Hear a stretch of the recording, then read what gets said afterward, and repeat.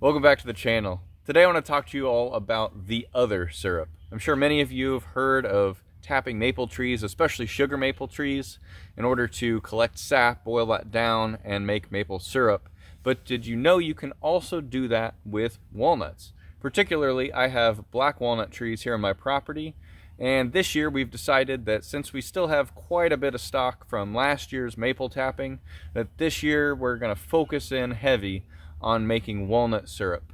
And you do about the same thing, but I wanted to kind of highlight a few of the little differences here and there, and just take you guys along for the ride of what we're doing this year. So starting right in here, looking at a walnut tree, of course the first obvious difference is that the bark is quite a bit different. And over here we have ourselves a sugar maple tree. You can see that the bark on these is quite a bit closer to the actual wood. There's not as much coming off of the sides here, and it's got kind of these smooth textures to it as well. And the walnut have much larger ridges, and you can kind of see some X-shaped patterns in the bark here, and just very much more pronounced away from the wood underneath. So that's kind of the first thing that we have to deal with as we tap these. So getting up close next to the tree, I can see that this has got a lot less bark to it than these ridges over here. So I could just knock off some of the ridges to get a little bit closer, make it easier to put the tap in. But instead, I'm just gonna take this area that's a bit closer and start drilling. Now the taps I use are 5/16 in size, so that's the same bit that I'm gonna be using on my drill. And at least for these, I usually try and go about 1.5 inches or so into the tree. And I try and put these up at maybe about a 10-degree angle or so that way gravity helps feed that sap out of the tree. Now the trick is that even under this, even though it doesn't have a larger ridge, it's still gonna be a little bit deeper before I get into any sort of sapwood here. So here I just started to get in there after I already got at least about 1/2 inch deep. And you need that depth once you're in the sapwood to really get that sap to flow. So you could just go ahead and get in where you were and then measure from here 1.5 inches, and then you know you've got that depth that you need. But especially if you don't account for that, you might end up with very little sap flow compared to what you could have been getting. So I'm gonna go ahead and go about 1.5 inches in.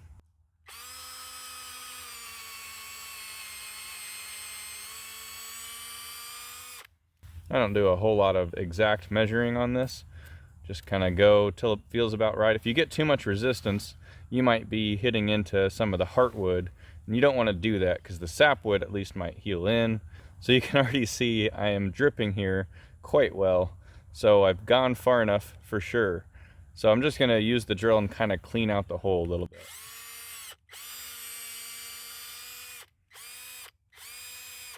Of course, you want to have a clean, sanitized bit before you're doing this, just ideal.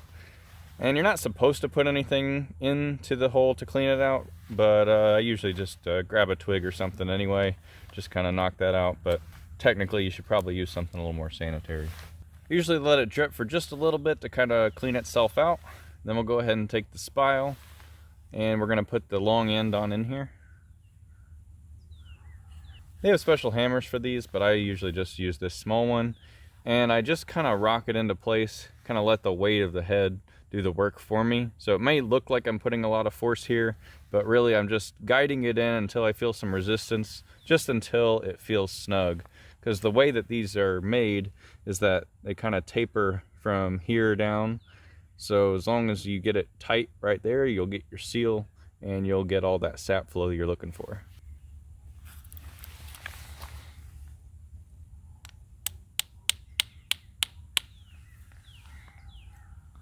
So now we'll give it a second, see if the sap starts flowing out the spile.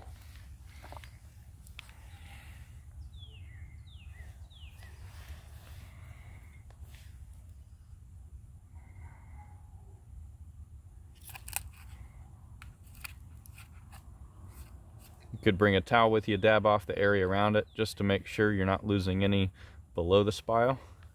Doesn't look like it's dripping quite as fast as before, so I'm going to give it another tap.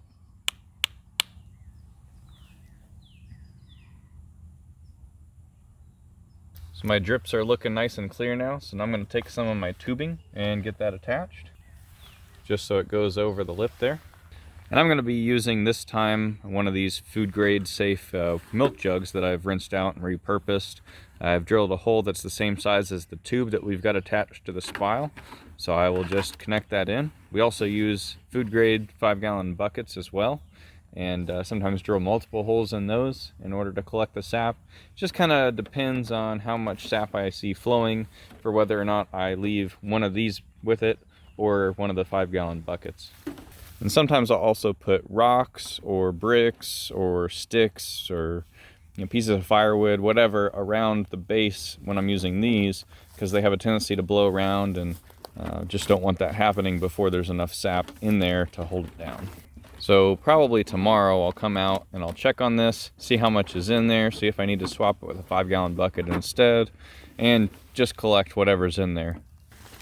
So my best location for tapping has really been the back of the property. We've got a farm field back here, and it's just riddled with maples and walnuts back here. So you can see I've got buckets out there. Those are different walnut trees I did this year, and there's definitely maples interspersed in there. It's all behind the orchard area here. And back here we've got our largest walnut tree. So this one is absolutely huge.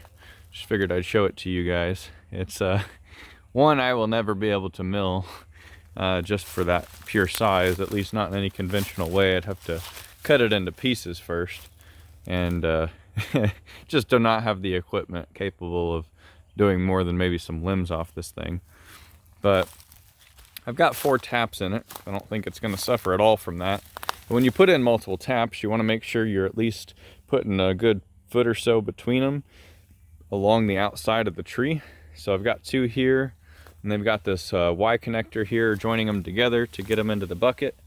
And haven't checked this here in a couple days, but we've had some odd temperatures, so we're not really seeing a ton of flow. I'm hoping that'll change later this week when we get some more temperatures going.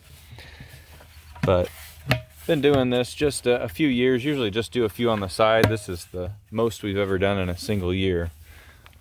Check the other side here now.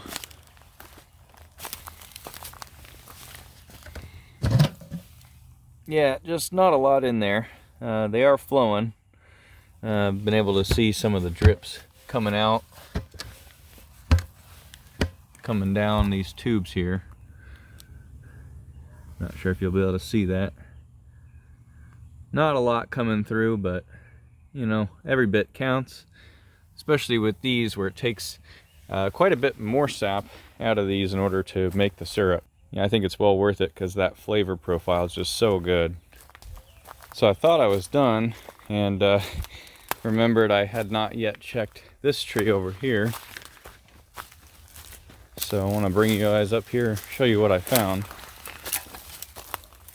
This one has both taps going into the same 5-gallon bucket, so it wasn't anticipated that it would produce quite as much. You can already see from the side it's actually dripping on out.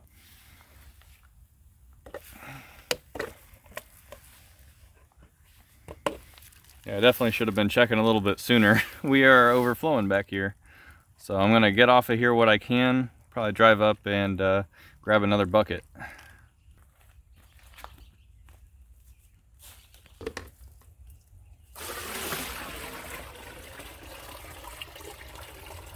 So if you could tell, it definitely doesn't matter what size your tree is, as we had just about as much sap coming out of that huge tree we've got compared to the other tree that just had 2 taps instead of 4.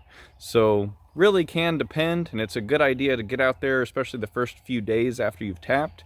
Double check which trees seem to flow the heaviest, and then you can check each day on those trees first to know if you need to do a full round of collection. But now that I got some gathered up, I'm going to go ahead and get it added into the pan, get it boiling, and I want to show you guys how some of this looks after it's been boiling for a while, because it's definitely different than maple.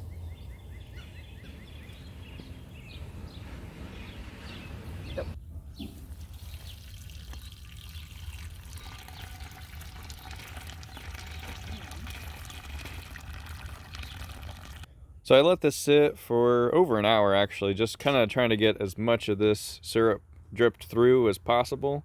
And looking at it on the sides here and even down there in the sand, you can tell it's a bit jelly-like. That's because there's a lot of pectin in the walnut sap and syrup. As it condenses down, you can tell a lot more just how much there is. On the side here, it's very jelly-like. And we didn't really see that much with the maple. I'm not sure if it has any at all or if it's just a lot less. So that's why we usually draw our sap out just a little bit early while it still flows a little bit easier so we can get it through the filter. But even still, sometimes we have to use more than one filter just to go ahead and separate all the sand and pectin out from our batch.